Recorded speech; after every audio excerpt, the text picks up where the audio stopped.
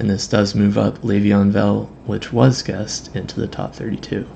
So someone should have gotten a different point.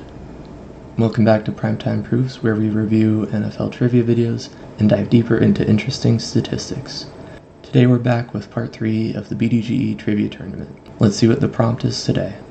I need you guys to name the running back rush yard leaders if you only count their best season with each team they played for.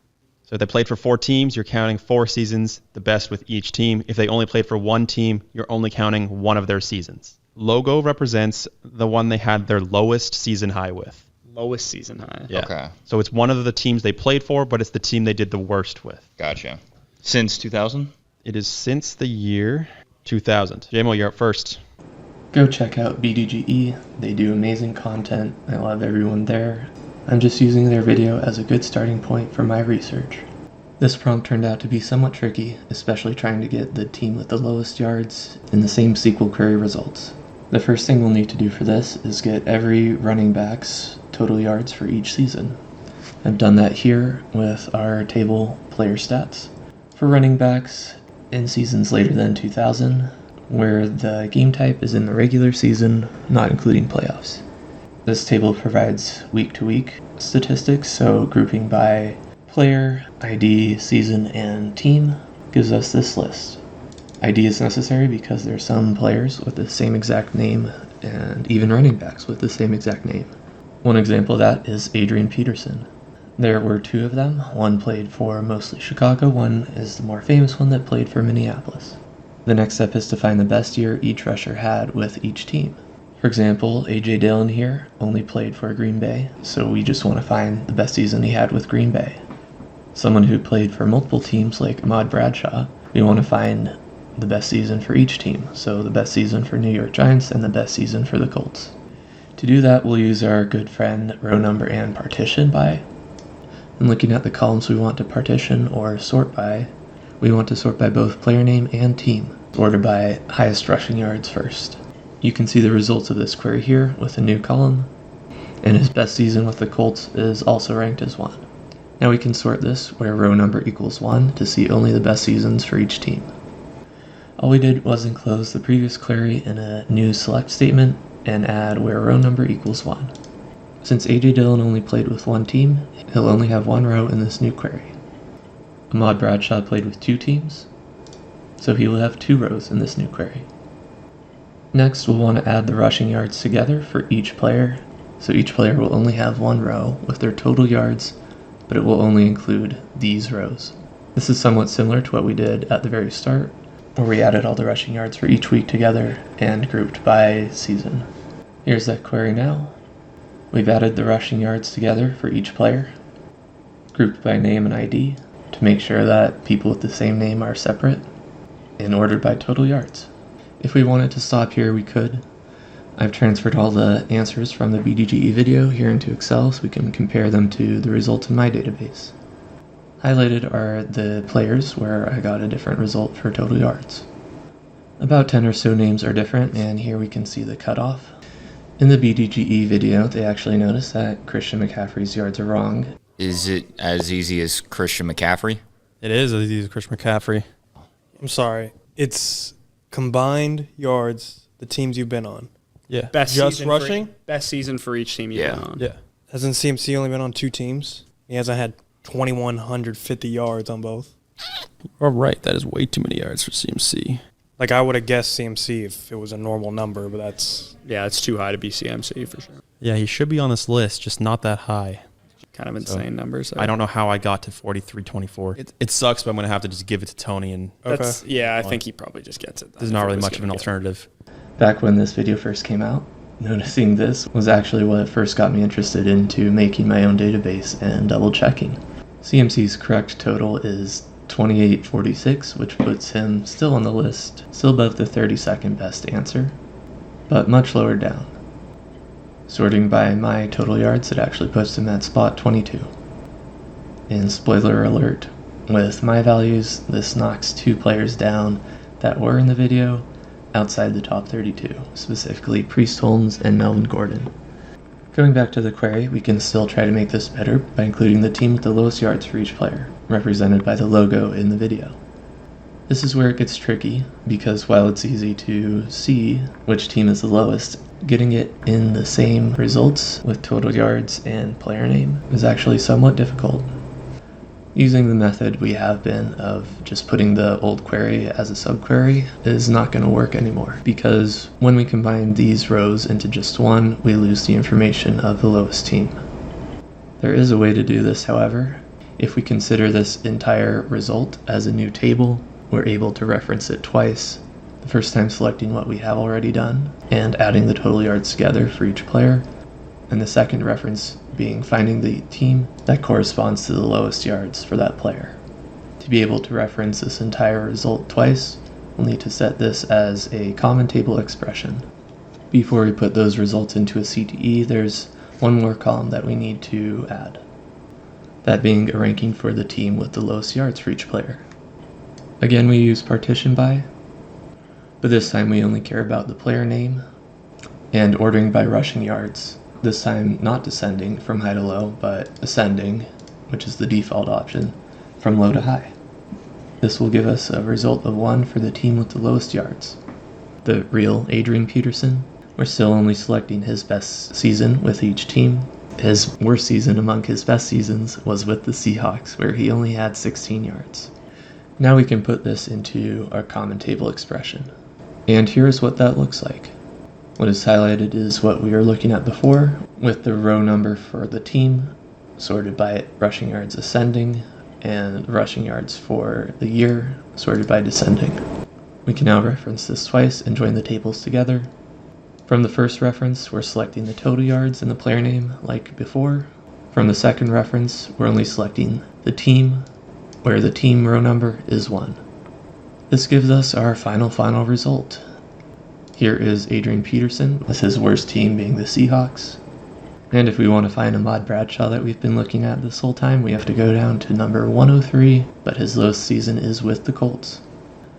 I have double checked all the teams, and they are correct in the video. Now, just to double check my double checking, I did go on to PFR and manually add up for all the players where we had different values, just to double check that I got the right answers. And here we can see the values for those.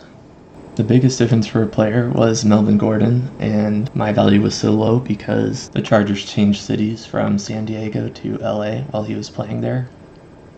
On PFR, in his season-by-season breakdown, those are 2 different teams, but in his summary below, they only count as 1 team. It is up to interpretation, but I would say that the San Diego and LA Chargers count as the same team, so he only gets 1,105 yards for the purposes of this video. In my database, all references to the Chargers have been changed to LA, same with other teams that have changed cities like the Rams and the Raiders. So if you include San Diego as a different team, you get the value of 3169. If you don't, you get 2172. Quite a drastic difference. And this change would move him out of the top 32 for this video. The other biggest difference was Priest Holm, and I'm not sure where the value of 2623 came from. Going to PFR, he only played for 2 teams and none of those teams changed cities. Actually, I do know where the 2623 value came from. The prompt was for years 2000 and after, and his best season with Baltimore was in 1998. They used this value for Baltimore, and in reality it should have been the 588 from the year 2000. 588 plus 1615 would give you 2203, but if you use the 1008 value, you get 2623. And this change also does put Priest Holmes below the top 32. Sorting by my values, you can see Priest Holmes and Melvin Gordon around 39 to 40, and this does bump up Le'Veon Bell and Justin Forsett. Le'Veon Bell was guessed by someone, and it was judged as incorrect, so that's unfortunate. Le'Veon Bell. Le'Veon Bell? Not on there. Really? Yeah. Not the Buck at the bottom. Nope. I want to fact check on that. 1500. He is actually Steelers. the next one off the list. Wow. Yeah. He was my backup in case there was a tie, and we needed a tiebreaker. Well, There I goes win the the tiebreaker. tiebreaker. He had 2,521. This is the first time that a mistake I've reviewed on this channel has actually mattered. Most of the time it's just a few yards here and there that don't actually change the rankings, but this did actually make a difference, but this is pretty validating. Going back and looking through who guessed who, Bush should have gotten the point for Le'Veon Bell. The true number 32 answer was not guessed, Justin Forsett.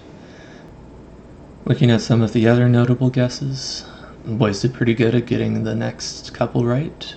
Mark Ingram, Kenyon Drake, Steven Jackson all in the top 40. All the way down to the worst guess, C.J. Anderson at 124 by Bush, trying to get that bottom buck.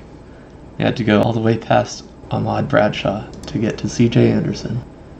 I'm sure you noticed that I have this extra column for when my yards are different from PFR's yards. Let's explain some of those. Most interesting one is Jamal Lewis, where PFR's play, I wouldn't say is wrong, but doesn't match up with NFL.com's play-by-play records. So to start off, I went to Jamal Lewis's individual stats and went year by year, comparing to PFR until I found the year that was different from my database. That year was 2003, where I have 2,063 yards, and PFR has 2,066. Next, I compared his week-by-week yards to PFR's yards for 2003, and the week that was different was week 11. I have 88 yards. PFR has 91. Going into the game log for that and scrolling down to the play-by-play and comparing that to my own play-by-play, we find the difference here in overtime.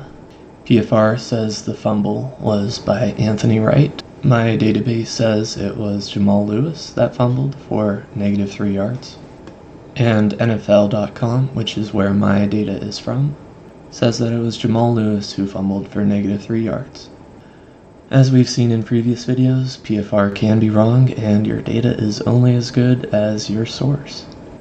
For the other 3 yardages that are wrong, I've learned that my stats from 2000 are not completely accurate, and PFR stats are not completely accurate.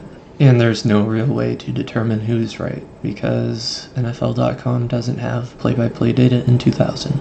This is what the game page looks like. And the deepest you can drill down for a player in 2000 is by week. Let's look at some interesting data. I was learning about this guy because I always saw him at the top of the list from alphabetical order. Abdul Kareem Al-Jabbar, not Kareem Abdul-Jabbar, ended up with -2 yards in his career. However, he wasn't the worst. Adrian Killens holds that title with -12 yards. Going back to the results with just every season for each player, we can of course order by rushing yards to see the best seasons ever. Adrian Peterson has the record. We can use count to display the total number of years that a running back played for.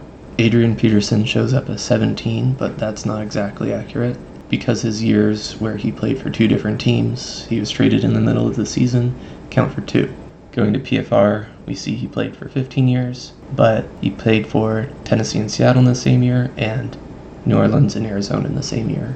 To fix that, we just remove any mention of team, and here we see that Frank Gore was the running back who played the most seasons, at 16. Adding back in team and sorting by row number, we can see the players who played for the same team the longest. Kevin Falk played for New England for 12 years in a row. Pretty incredible, considering no one played for 11 years. Quite a few big names played for the same team for 10 years. This list is almost the opposite of what the prompt was saying, since you're not going to rack up many yards for this prompt if you stay on the same team for 12 years. Ooh, Reggie Bush. Reggie Bush, yeah, Bill. His best year of the Bills was -yards. That's great. Reggie Bush's best season with the Bills was, in fact, -yards.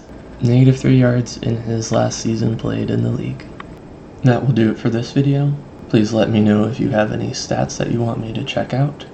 There's a Google form in the description below, or leave it as a comment. Have a great day.